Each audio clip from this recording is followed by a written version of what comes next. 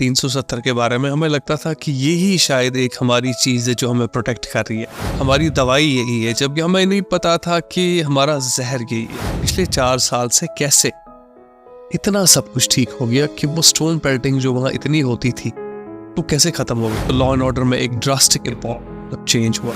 I would like to credit the present government, especially the Prime Minister, the Home Minister. Certainly there have been important developments since the abrogation. There has been a good deal of development. Some important new institutions have been set up, there's no doubt about that. 370 हट गया, उससे पहले और अब में कितना बदलाव है। 370 के बारे में हमें लगता था कि यही शायद एक हमारी चीज़ है जो हमें प्रोटेक्ट कर रही है, हमारी दवाई यही है, जबकि हमें नहीं पता था कि हमारा जहर यही है। पिछले 4 साल से अगर आप देखेंगे तो एक तो लॉ एंड ऑर्डर में एक ड्रास्टिक चेंज हुआ है। मैं कभी हैरान होता हूँ और मैं अपने सीनियर से भी ये पूछता हूँ कि देखिए मैं भी डीसी रहा हूँ और मैं भी लॉ एंड ऑर्डर देखता था। ऐसा क्या हुआ कि हम 2013 में, 14 में, 16 में हम क्यों नहीं कर पाए कंट्रोल? क्यों छोटे छोटे इंसिडेंट्स वहाँ होते थे और हर एक समर जब आता था, जब हमारे समर्स में हमारा टूरिज्म सबसे बेस्ट होना चाहिए था, जब हमारे स्कूल्स होने चाहिए थे, तो हम क्यों नहीं मैनेज कर पाते थे इस चीज़ को? ये बड़ा एक पजलिंग स्टोरी और पजलिंग क्वेश्चन मेरे लिए है कि पिछले 4 साल से कैसे इतना सब कुछ ठीक हो गया कि वो स्टोन पेल्टिंग जो वहाँ इतनी होती थी वो कैसे ख़त्म हो गई। बेसिकली क्या हुआ कि आपके पास विल होनी चाहिए लॉ एंड ऑर्डर को इन्फोर्स करने के लिए। पिछले 30 सालों में कश्मीरियों ने करीबन 2000 दिन हड़ताल देखी, 2000 days, which roughly translates to 6 साल।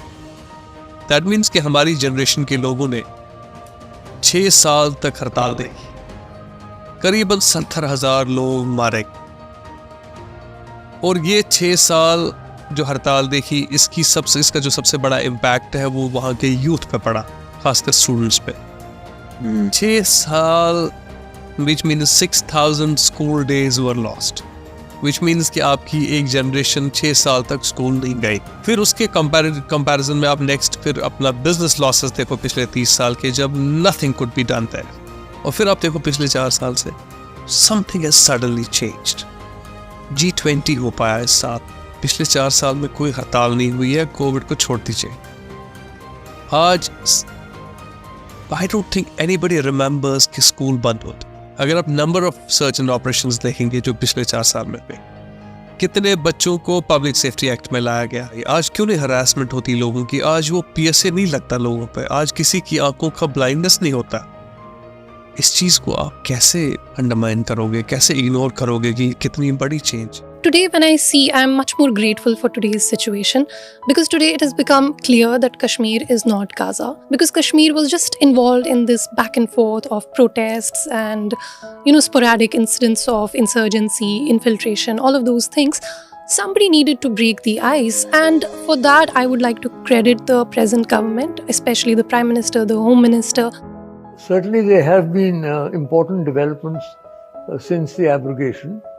There has been a good deal of development. Some important new institutions have been set up, there's no doubt about that. The Dal Lake has been cleaned, which itself is a miracle.